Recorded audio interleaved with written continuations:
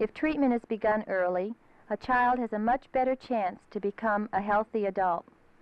Here is one method of intervention that has proved effective. This is a normal, happy Head Start classroom. But what is the matter with Pat? Pat has withdrawn from her Head Start class. She's in a state of great mental pain and confusion. Unhappy, uncertain, unable to find a place. There is an appalling shortage of highly trained professional help for children such as Pat. If her teacher were to refer her for psychiatric aid, it could be months or years before she would get it, if ever. During that time, she could get worse or even end in an institution. And Pat is not alone. There are thousands upon thousands of children like her in schools throughout the country. There is a fresh solution to this urgent problem. Lay people, including college students, housewives, and Head Start mothers, can be trained in a relatively short time to be mental health therapists. This film will outline the training of these therapists and demonstrate how they can be effective.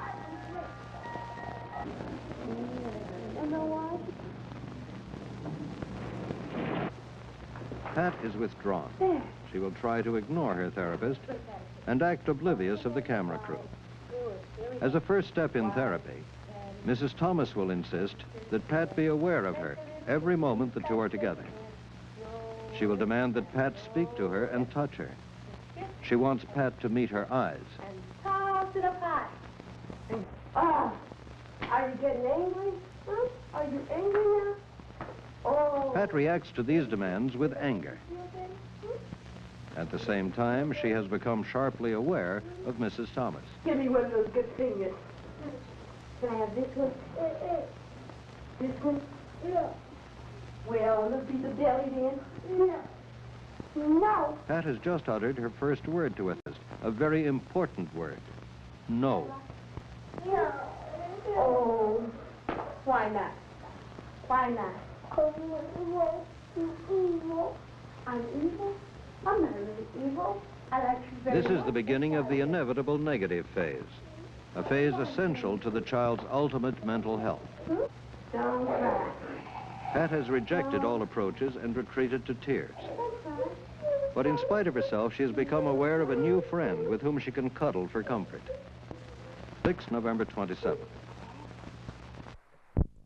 Okay, let's see what's in your shoe. There's a sock.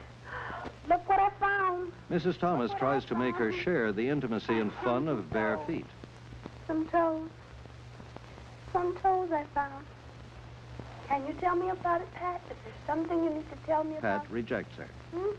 But today, Pat is more willing to share openly all of her feelings. How do I look? There. How do I look with the shoe on my head? I bet you can't find it. I bet you can't find your shoe. For the first time, we see Pat take purposeful action.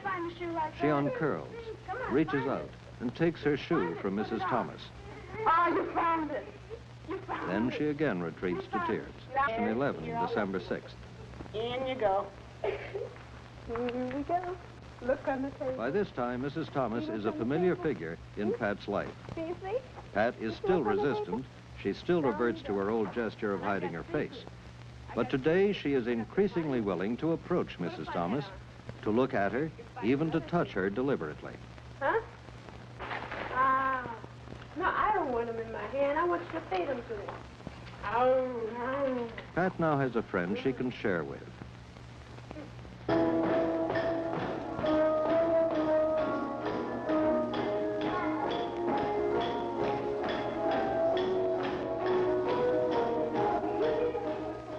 It's 5 months later, May 1st. Of Pat, the teacher says, she is much more loving. I'm amazed at the change in her.